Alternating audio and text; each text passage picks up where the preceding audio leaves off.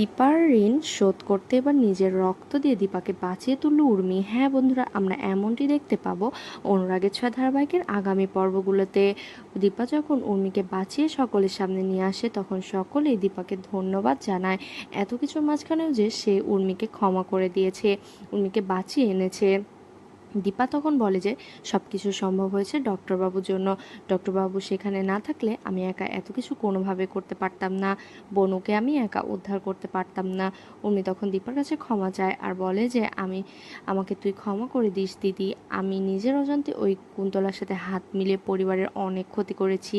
আমি এখন থেকে খুব ভালো হয়ে যাব। তুই যেভাবে বলবি আমি সেভাবে চলবো। ঠিক সেই মুহূর্তে সূর্য সকলের সামনে এসে দাঁড়ায় এবং দীপার দিকে বন্দুক তাক করে, গুলিও করে দেয়।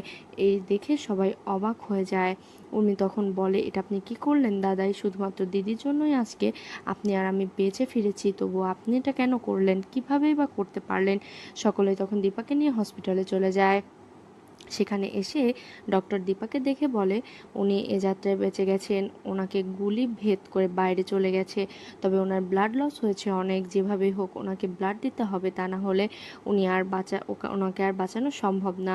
উর্মি তখন বলে মনে মনে, কত অন্যায় করেছি দিদির সাথে, কত খারাপ ব্যবহার করেছি, কত কষ্ট দিয়েছি, তবুও দিদি তার নিজের জীবনে ঝুঁকি নিয়ে তাকে বাঁচিয়েছে। ওই রুডির ডেরায় ঝুঁকি নিয়ে গিয়েছে তাকে বাঁচাতে।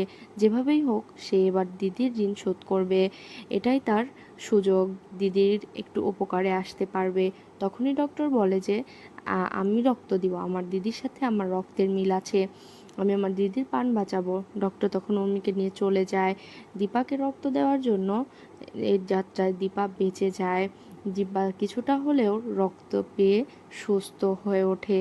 উর্মি তখন মনে মনে বলে যে আমার শরীরের রক্ত তোর শরীরে মিশে একাকার হয়ে গেছে, আমিও এখন তোর মতো ভালো হয়ে যাব দিদি।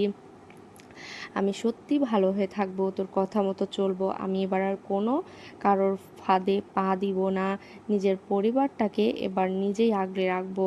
তো বন্ধুরা, তোমরা এমনটাই চাও তো দীপাকে নিজের রক্ত দিয়ে যেন বাঁচিয়ে তোলে উর্মি? কমেন্টে জানিও। আর নিয়মিত আপডেট পেতে আমাদের চ্যানেলটি এক্ষুনি সাবস্ক্রাইব করো। ধন্যবাদ।